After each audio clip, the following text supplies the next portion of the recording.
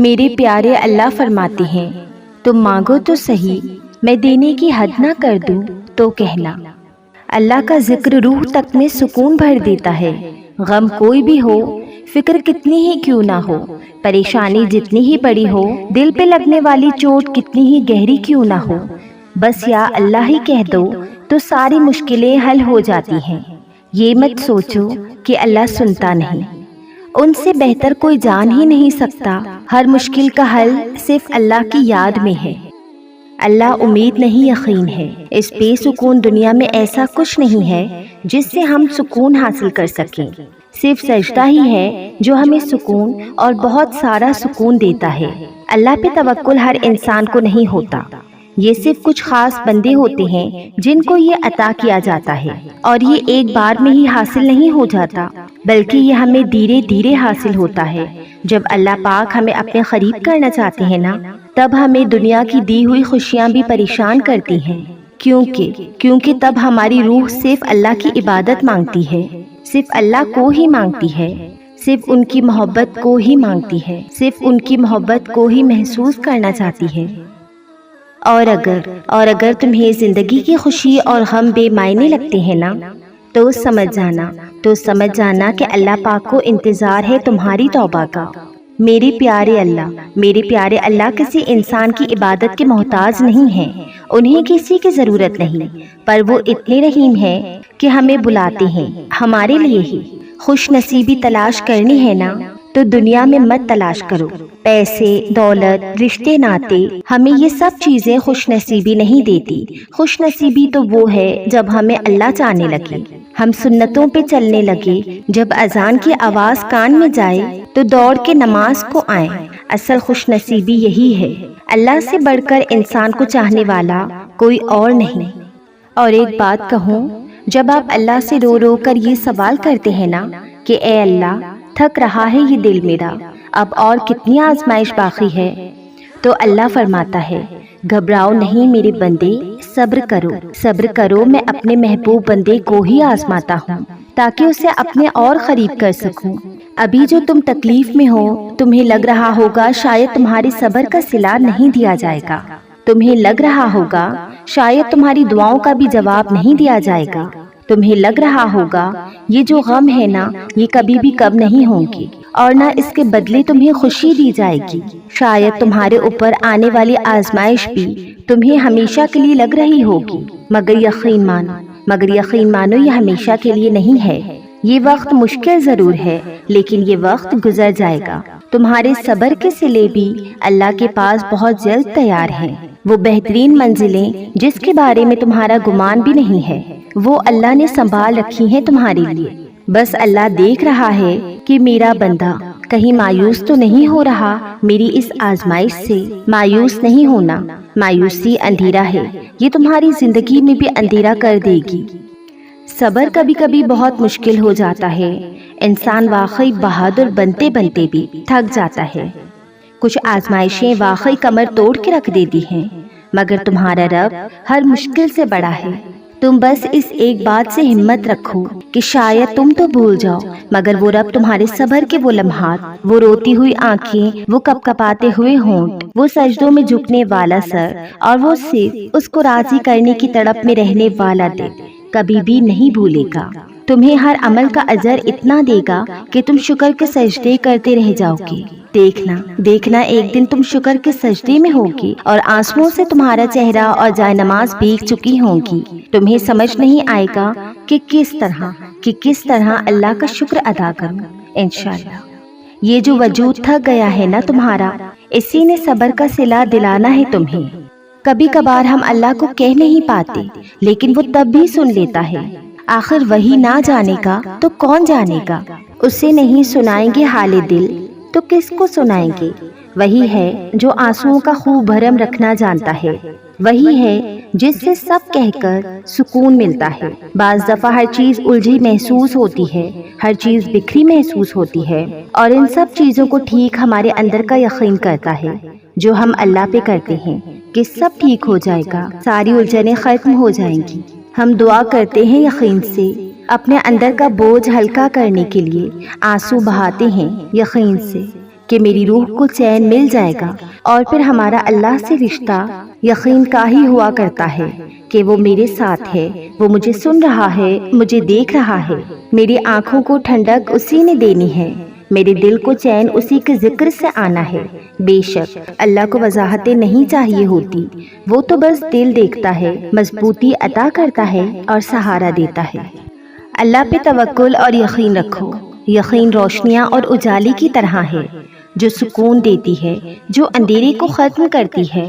تمہارا اللہ کسی چیز سے بے خبر نہیں ہے، تو بس صبر اور یقین کو کبھی مت چھوڑنا، اللہ تمہارے لیے آسانیاں کر دے گا انشاءاللہ۔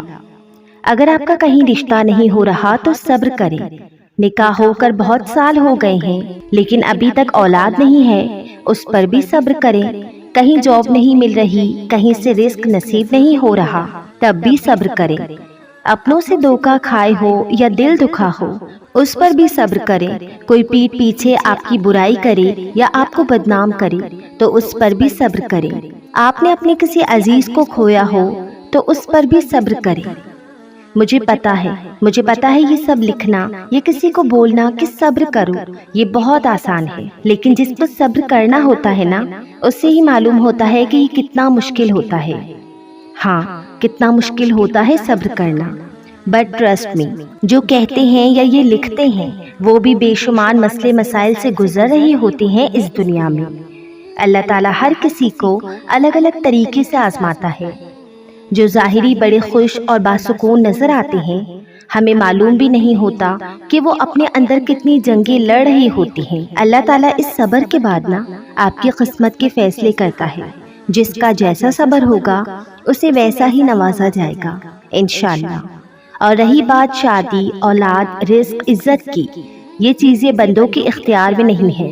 ان سب چیزوں کے لیے اللہ تعالیٰ نے ایک وقت مقرر کر رکھا ہے۔ جو چیز جس وقت پر لکھی ہے وہ اسی وقت پر ہی ہوگی۔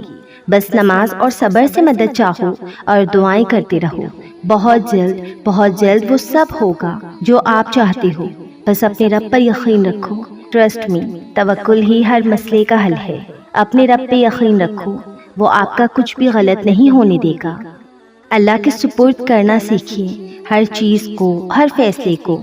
جب آپ جائے نماز پر بیٹھتے ہیں نا تو بھاری دل کو خالی کر کے اٹھا کریں۔ میں ہر چیز اللہ کو سونپ کر اٹھا کرتی ہوں، کیونکہ جو ہوا اس کی رضا سے ہوا، اور جو ہو رہا ہے اس کی رضا سے ہو رہا ہے، اور جو آگے ہوگا وہ سب بھی اس کی رضا سے ہوگا۔ تو پھر آپ مستقل فکر کیوں کرتے ہیں؟ نصیب لکھنے والے کو نصیب کا نگہبان ہی رہنے دیں۔ آپ اس کے فیصلوں پر سر جھکا کر اطمینان سے چلتے رہیں، یقین کریں اس پر، وہ بہترین ہی دے گا۔ آزمائشوں پر صبر کرنا مشکل تو ہے، لیکن اس سے آسان بنایا جا سکتا ہے اللہ تعالیٰ کی ذات پر یقین کر کے۔ بے شک اللہ اپنے بندوں کے لیے بالکل ویسا ہی ہے جیسا وہ اس کے بارے میں گمان رکھتا ہے۔ تو بس پھر یہی گمان رکھیں اس ذات کریمی سے کہ وہ اس درد و تکلیف کے بعد راحتیں بھی بھیجے گا۔ بے شک ہر مشکل کے ساتھ آسانی بھی ہے۔ اللہ تعالی ہم سب کو صبر کرنے والا بنائے اور جلد سے جلد ہمیں ان آزمائش بھرے امتحانات میں اچھے نمبر سے کامیابی نصیب فرمائے، آمین۔ گھبرائے مت، یہ وقت بھی گزر جائے گا انشاءاللہ۔ کبھی کبھی ہم اللہ سے بہت دعائیں مانگتے ہیں، لیکن ہمارے بار بار مانگنے کے بعد بھی ہمیں وہ نہیں ملتا جو ہم مانگ رہے ہوتے ہیں۔ ہم روتے ہیں، چیختے ہیں، سسکیاں لیتے ہیں، پھر بھی کچھ دعائیں ادھوری رہتی ہیں۔ پتہ ہے ایسا کیوں ہوتا ہے؟ کیونکہ ہم جو مانگ رہے ہوتے ہیں وہ ہمارے لیے بہتر نہیں ہوتا۔ جیسا کہ قرآن میں اللہ نے فرمایا ہے، ایک چیز کو تم برا خیال کرتے ہو وہ تمہارے لیے اچھی ہو، اور ایک چیز کو تم اچھا خیال کرتے ہو وہ تمہارے لیے بری ہو۔ اس لیے تم نہیں جانتے، میں جانتا ہوں۔ اللہ کی مصلحت اللہ ہی بہتر جانتا ہے۔ اگر کوئی بچہ اپنی ماں سے کہے کہ وہ آگ میں چھلانگ لگانا چاہتا ہے تو کیا ماں اسے چھلانگ لگانے دے گی؟ نہیں نا۔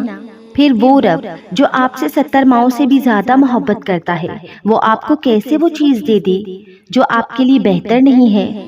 اس لیے اللہ کا یقین رکھیں، جو دعائیں قبول نہیں ہوئی ہیں وہ اللہ نے آپ کے لیے آخرت میں سنبھال لی ہیں۔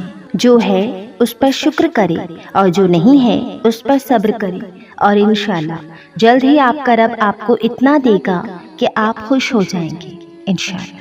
مجھے پہلے لگتا تھا کہ اللہ بس ان لوگوں کی دعائیں سنتا ہے جو اس کی عبادت کرتے ہیں، جو اس کے نیک بندے ہوتے ہیں اور جن سے وہ محبت کرتا ہے، اور انہیں ہی وہ اپنے قریب کرنا چاہتا ہے، مگر ایسا نہیں ہے۔ وہ تو ہر کسی سے ایک جیسی محبت کرتا ہے، بس ہم سمجھنا نہیں چاہتے، ہم اس کی طرف جانا نہیں چاہتے، اور ہم اس سے مانگنا نہیں چاہتے۔ وہ تو الرحمن ہے، وہ بھلا کیسے اپنے بندوں کو ناپسند کر سکتا ہے؟ وہ تو الوہاب ہے، بھلا کیسے اپنے بندے کو وہ ہر چیز عطا نہیں کر سکتا؟ وہ سب کچھ عطا کرنے والا ہے، وہ وعدوں کا پکا ہے، تم اس سے پکارو تو صحیح۔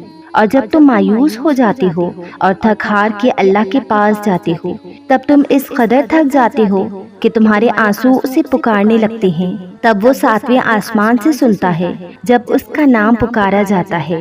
اور یہ بے حد حسین لمحہ ہوتا ہے کہ بندہ مایوسی بھرے لہجے سے پکار کر اپنے خدا سے فریاد کرتے ہوئے، مدد مانگتے ہوئے اللہ کو دیکھتا ہے، اور وہ قرآن مجید میں فرماتا ہے کہ میں تمہاری رگ رگ سے زیادہ واقف ہوں۔ پھر تمہارا یقین ہی تمہاری من چاہی منزل بن جاتا ہے، اور اسی یقین سے وہ تمہارے لیے راستے کھول دیتا ہے جس کا کبھی تم گمان بھی نہیں کر سکتے۔